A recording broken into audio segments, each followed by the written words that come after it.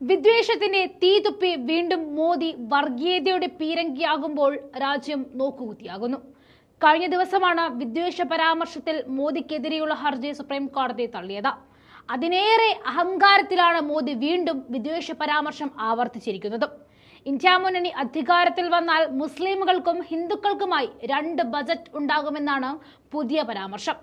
ബജറ്റിന്റെ 15% മുസ്ലിങ്ങൾക്ക് നൽകാനാണ് കോൺഗ്രസിന് താൽപര്യമെന്നും മുംബൈയിൽ നടന്ന തിരഞ്ഞെടുപ്പ് റാലിയിൽ മോദി പറയുകയുണ്ടായി. തന്നെ എതിർക്കാൻ സുപ്രീം കോടതിക്ക് പോലും ആകില്ല എന്ന മോദിയുടെ അധികാര ഗർവാണ് ഇന്ന് രാജ്യം കണ്ടുകൊണ്ടിരിക്കുന്നത്. 2019 മുതൽ മോദി നടത്തിയ ചട്ടലംഘനവുമായി ബന്ധപ്പെട്ട് 27 പരാതികൾ ഇലക്ഷൻ കമ്മീഷന് മുൻപിലുണ്ട്. ഇതിൽ 12 പരാതികളും മതവിദ്വേഷം പടർത്തി എന്ന കുറ്റം ചൂണ്ടിക്കാണിച്ചുള്ളതുമാണ്.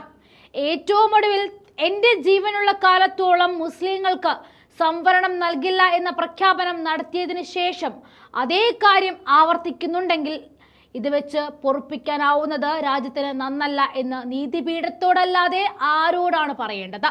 പാകിസ്ഥാനെയും മുസ്ലിങ്ങളെയും സംരക്ഷിക്കുവാനാണ് ഇന്ത്യ മുന്നണി ശ്രമിക്കുന്നതെന്നും പ്രതിപക്ഷം ദേശീയ വിരുദ്ധരാണെന്ന രീതിയിലുമാണ് മോദിയുടെ പ്രകോപനപരമായ പരാമർശങ്ങൾ തുടരുന്നത്.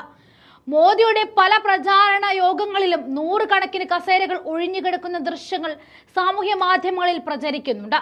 മോദി സംസാരിച്ചു കൊണ്ടിരിക്കുമ്പോൾ സദസ്സിൽ നിന്നും കൂട്ടത്തോടെ ആളുകൾ ഇറങ്ങിപ്പോകുന്നതും പതിവ് ദൃശ്യമായിരിക്കുന്നു. ഈ ഒരൊറ്റ സാഹചര്യത്തിലാണ് ദേശീയ മാധ്യമങ്ങൾ മോദിയുടെ യോഗങ്ങളുടെ സദസ്സിന്റെ ചിത്രങ്ങൾ ഒഴിവാക്കുന്നതും. എന്തെല്ലാം വിശദീകരണങ്ങൾ ഉണ്ടായാലും പ്രതിപക്ഷ ഐക്യവും മതനിരപേക്ഷ ജനാധിപത്യം സംരക്ഷിക്കാനുള്ള അഭിരുചികളും രാജ്യമെമ്പാടും മോദി വിരുദ്ധമായ രാഷ്ട്രീയ സാഹചര്യം രൂപപ്പെടുത്തിക്കൊണ്ടിരിക്കുന്നത് കാണണം.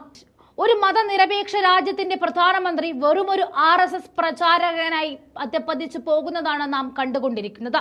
രാജ്യത്തെ ഹിന്ദു രാഷ്ട്രമാക്കുന്നതിനെതിരെ ഭാരതം ഒന്നിക്കുന്നതും ഇന്ത്യ ജയിക്കുന്നതുമായ സാഹചര്യത്തിലേക്കാണ് കാര്യങ്ങൾ നീങ്ങിക്കൊണ്ടിരിക്കുന്നത്. ഇതാണ് മോദിയുടെ പരിഭ്രാന്തിക്കും ഉറഞ്ഞു തുള്ളലിനുമുള്ള കാരണങ്ങൾ. മുസ്ലിം അപരവൽക്കരണവും മതപരമായ വിഭജനവും സൃഷ്ടിക്കുകയാണ് RSS അജണ്ട. ഇതിനെതിരെ ശക്തമായ മതനിരപേക്ഷത പ്രതിരോധങ്ങൾ ഉയരുക തന്നെ വേണം.